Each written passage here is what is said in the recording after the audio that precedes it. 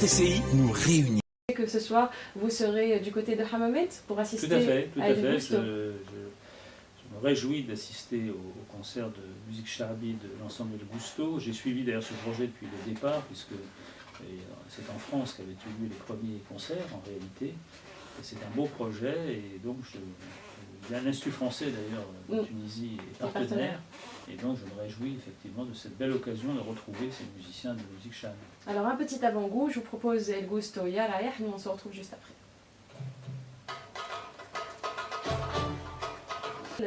Monsieur François Gouillet, je sais que vous aimez beaucoup la musique, vous avez même une collection impressionnante de disques, c'est ce qu'on m'a dit. Je ne démens pas. Alors justement, le passage par la Tunisie durant 4 ans, est-ce qu'il y a eu des découvertes, on va dire, artistiques? Ah oui, bien sûr, des découvertes artistiques de musiciens tout à fait remarquables.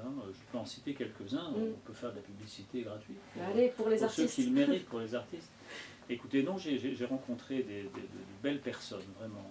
C'est pas du tout parce qu'elle est aujourd'hui ministre de la Culture, mais j'ai retrouvé j'ai fait la connaissance de Sonia Mbarek, que je connaissais depuis la publication de son premier CD, ça remonte aux années, je sais pas, début des années 90, fin des années 80, qui s'appelait Tarte, où elle chantait d'ailleurs beaucoup d'extraits de Nouba. Oui. Mais j'ai aussi connu une magnifique artiste qui s'appelle Dorsaf Hamdani, qui a joué d'ailleurs récemment, et dont le disque Barbara Fayrouz est magnifique. Et puis des musiciens classiques de qualité. J'ai enfin rencontré Lotfi Bouchnard, qui était évidemment une grande figure, mais j'ai surtout fait la connaissance d'un garçon merveilleux qui s'appelle Ziad Ralsa, mais aussi d'autres musiciens comme Mohamed Laswad, aussi, qui est un remarquable violoniste et artiste accompli. Voilà, autant de belles découvertes, de belles rencontres. Vous emportez pas mal de disques du coup? Écoutez, vous savez, aujourd'hui, avec le téléchargement, le streaming, tout ça, finalement, ou YouTube, qui est une mine, où on découvre des choses absolument magnifiques, j'ai tendance à m'en acheter. Mais c'est vrai que j'ai une très grosse collection et que ça me pose un problème de place. Et toujours au rayon culture, en fait, pendant votre passage à Tunis, qu'ont été inaugurés les nouveaux locaux de l'Institut français, un bel outil de promotion de la musique, de la culture française, mais est-ce que c'est un choix délibéré justement de ne pas le cantonner aux artistes français, mais d'ouvrir également aux artistes tunisiens et de tous horizons? Évidemment, je dirais c'est la vocation même de l'Institut français de Tunisie, c'est d'être ouvert sur les Tunisiens et de ne pas se cantonner à la production d'artistes français. Donc on le voit d'ailleurs à travers le choix de la programmation, même le fait de la musique. Par exemple, nous avions des artistes tunisiens, algériens, nous avons eu des artistes comme Sohan Massi qui était présente lors de la première d'ailleurs inauguration officielle.